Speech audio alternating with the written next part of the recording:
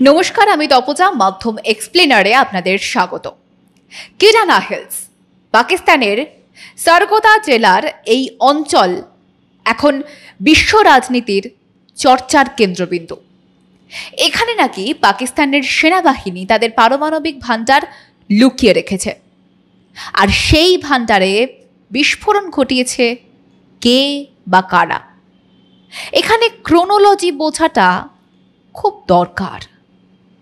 পাকিস্তানের তরফেও সরকারি বিবৃতিতে ভারতের উল্লেখ নেই, বেসরকারি সংবাদ মাধ্যমের অবশ্য ইঙ্গিত ভারতের দিকেই। আর যে সময় কিরানা হিলস থেকে রেডিয়েশন লিকেজ হয়, সেই সময় ভারত এবং পাকিস্তানের মধ্যে সংঘাত চলছে। অপারেশন সিঁদুর চলাকালীন পাকিস্তানের একের পর এক এয়ারফোর্সের রানওয়ে, অস্ত্র ভান্ডার এবং বিমান গুড়িয়ে দিচ্ছে ভারত। সেই সময়ে পাকিস্তানের পারমাণবিক ভান্ডারে আক্রমণ হলো, কিন্তু কেউ সরকারিভাবে দায় কিংবা ক্ষতি স্বীকার করল না। একজন হয়তো লজ্জায়, আর অপরপক্ষ কূটনীতির কারণে।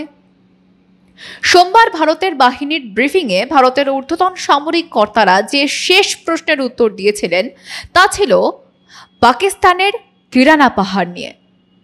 ভারত কিরানা পাহাড়ে কোনো আঘাত হানার সমস্ত গুঞ্জন প্রত্যাখ্যান করেছে। তবে উত্তর দেওয়ার সময় বিমান বাহিনীর কর্তার মুখে একটা সূক্ষ্ম হাসি ছিল। এই ঘটনা বোঝানোর জন্য হিন্দির একটা প্রবাদ যথেষ্ট। কি বলুন তো? অনেকে হয়তো ঠিকঠাকই আন্দাজ করতে পারছেন, সমাজদার কে লিয়ে ইশারা হি কাফি হ্যায়। ভারতের অপারেশন সিঁদুরে কিরানা পাহাড় কতটা ক্ষতিগ্রস্ত হয়েছে তা নিয়ে সোশ্যাল মিডিয়ায় তোলপাড় চলছে। ভারতের পাঞ্জাব প্রদেশের সারগোদা জেলার কিরানা পাহাড়ে বিস্ফোরণের দাবি করে ছবি, ভিডিও, মানচিত্র শেয়ার হচ্ছে বিভিন্ন মাধ্যমে। কিরানা পাহাড় পাকিস্তানের প্রতিরক্ষা মন্ত্রণালয়ের আওতাধীন এলাকা। এই পাহাড়ের ভেতরে অবস্থিত মানব নির্মিত গুহায় পাকিস্তানি সেনাবাহিনীর পারমাণবিক অস্ত্র মজুত রয়েছে। ভারতের বিমান বাহিনীর এয়ার মার্শাল এ.কে. ভারতী বলেন, আমরা কিরানা পাহাড়ে আঘাত হানিনি। সেখানে যদি কিছু থাকে তাহলে সেটা পাকিস্তান জানে। সামাজিক মাধ্যমে দেখলাম বলা হচ্ছে সেখানে পারমাণবিক ওয়ারহেড আছে। সেটা জানানোর জন্য আপনাদের ধন্যবাদ। তবে কে সেখানে আঘাত এনেছে তা আমাদের জানা নেই। বৈঠকে এয়ার মার্শাল সাফ জানান, ভারতের লড়াই ছিল সন্ত্রাসবাদের বিরুদ্ধে, পাক সেনার বিরুদ্ধে নয়। 7ই মে ভারতীয় সেনা বেছে বেছে কেবল পাক জঙ্গি ঘাঁটিতেই হামলা চালিয়েছিল, কিন্তু দুর্ভাগ্যজনকভাবে পাক সেনা ভারতের সন্ত্রাসবাদের বিরুদ্ধে লড়াইকে নিজেদের লড়াই হিসেবে ধরে নিল। জঙ্গিদের সমর্থনে লড়াই করল ভারতের সঙ্গে। অন্যদিকে পাকিস্তানে গত কয়েকদিনে 3টি ভূমিকম্প আঘাত এনেছে। এর ফলে সামাজিক মাধ্যম এবং কূটনৈতিক মহল জুড়ে জল্পনার ঝড় উঠেছে। এমন সময় পাকিস্তানের উত্তর এবং পশ্চিমাঞ্চলে এই ভূমিকম্পের ঘটনায় বিশ্লেষকরা মনে করছেন যে বিমান হানায় পারমাণবিক ভান্ডারে বিস্ফোরণের জেরে ভূমিকম্প হওয়া অস্বাভাবিক নয়, এবং সেই কারণেই রেডিয়েশন লিক। সোমবার সে দেশে ভূমিকম্প অনুভূত হয় রিক্টার স্কেলে, যার মাত্রা ছিল 4.6। 10ই মে একদিনে দুবার ভূমিকম্প হয়। একটা ছিল 4.7, আরেকটা 4 মাত্রার। যদিও বিশেষজ্ঞরা ভূমিকম্পের কারণ হিসেবে টেকটনিক প্লেটের নড়াচড়া অনুমান করেছেন, কিন্তু বারবার ভূমিকম্প এবং সাম্প্রতিক সামরিক অভিযানের সময়ের ঘটনাবলী সোশ্যাল মিডিয়ায় নানা তত্ত্বের ঝড় তুলেছে। পারমাণবিক বোমার লিক, বিকিরণ এবং একগুচ্ছ ষড়যন্ত্র তত্ত্ব সোশ্যাল মিডিয়ায় ভাসতে শুরু করে।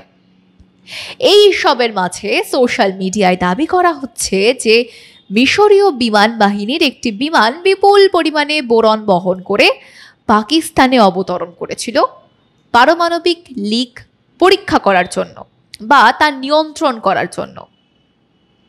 সোশ্যাল মিডিয়া পোস্টগুলোতে বিমানের র্যাডারের ছবিও দেখানো হয়েছে, যাতে দাবি করা হয়েছে যে মার্কিন জ্বালানি বিভাগের একটি বিমানও পাকিস্তানে পৌঁছেছে। তবে এই বিষয়ে কোনো আনুষ্ঠানিক বিবৃতি নেই। এবার মূল পর্বে ফিরে আসি। 22শে এপ্রিল কাশ্মীরের পেহেলগাঁওয়ে সন্ত্রাসীদের হামলায় 27 জন নিহত হওয়ার পর 7ই মে থেকে ভারত আঘাত হানা শুরু করে। এই ঘাত প্রতিঘাতের মধ্যে পাকিস্তানের সামরিক প্রতিষ্ঠানের সদর দপ্তর রাওয়ালপিন্ডির কাছে নূর খান সামরিক ঘাঁটিতে হামলাটি সবচেয়ে তাৎপর্যপূর্ণ। এই ঘাঁটিটি পাকিস্তানের প্রধান পরিবহন স্কোয়াড্রনগুলোর আবাসস্থল এবং লজিস্টিক এবং কৌশলগতভাবে বিমান পরিবহন কার্যক্রমের জন্য গুরুত্বপূর্ণ, যেখানে C-130 হারকিউলিস এবং IL-78 মিড এয়ার রিফুয়েলারের মতো বিমান রাখা হয়। নিউ ইয়র্ক টাইমসের প্রতিবেদন অনুযায়ী পাকিস্তানের সবচেয়ে গভীর আতঙ্কের কারণ হল তাদের পারমাণবিক কমান্ড নষ্ট হয়েছে। সম্পূর্ণ না আংশিক তা নিয়ে মতান্তর রয়েছে। স্যাটেলাইট ছবিতে সার্গোদার মুশাফ বিমান ঘাঁটির রানওয়েতে আঘাতের ইঙ্গিত দেওয়া হয়েছে। এই ঘাঁটিটি কিরানা পাহাড়ের নিচে ভূগর্ভস্থ পারমাণবিক সংরক্ষণাগারের সাথে যুক্ত বলে জানা গিয়েছে এবং একাধিক তীক্ষ্ণ অস্ত্র দিয়ে আঘাত করা হয়েছিল। পাকিস্তান তার পারমাণবিক শক্তিকে ভারতের বিরুদ্ধে অতীতে বহুবার বার্গেনিং টুল হিসেবে কাজে লাগানোর চেষ্টা করেছে। যদিও ভারত পারমাণবিক অস্ত্রের ক্ষেত্রে প্রথমে না ব্যবহার করার নীতি অনুসরণ করে, কিন্তু পাকিস্তানের এমন কোনো সংযম নীতি নেই। আর ঠিক এই কারণেই পাকিস্তানের পারমাণবিক ভাণ্ডারে আঘাত, যাতে তারা এই অস্ত্র ব্যবহার করার চিন্তা মাথাতেও না আনে। কিরানা পাহাড় এলাকার অনলাইন মানচিত্র দেখলে পাহাড়ের বাদামি এবং সবুজের মাঝে নির্মাণের এক স্তর দেখা যায়, যার নকশা এখন বদলে গেছে বলে বোঝা যাচ্ছে। কিরানা পাহাড় সার্গোদা বিমান ঘাঁটি থেকে সড়কপথে মাত্র 20 কিলোমিটার এবং কুশাব পারমাণবিক কেন্দ্র থেকে 75 কিলোমিটার দূরে। ওয়ার্ল্ড নিউক্লিয়ার অ্যাসোসিয়েশনের একটি প্রতিবেদন অনুসারে, যা 2025 সালের ফেব্রুয়ারিতে আপডেট করা হয়েছিল, ইসলামাবাদ থেকে 200 কিলোমিটার দক্ষিণে খুশাবে অস্ত্র গ্রেড প্লুটোনিয়াম উৎপাদনের জন্য একটি প্লান্ট রয়েছে। প্রায় 68 বর্গ কিলোমিটার এলাকা জুড়ে এবং 39 কিলোমিটার পরিধি দ্বারা বেষ্টিত। কিরানা পাহাড়ের সুবিধাটি বহু স্তরযুক্ত প্রতিরক্ষা ব্যবস্থা দিয়ে ডিজাইন করা, কিন্তু অপারেশন সিঁদুর চলাকালীন অজ্ঞাত পরিচয় শক্তিশালী প্রতিপক্ষের হামলায় সেই প্রতিরক্ষা ব্যবস্থা অকেজো হয়ে যায়। এই কাজ কোনো শক্তিশালী রাষ্ট্র ছাড়া করা সম্ভব নয়।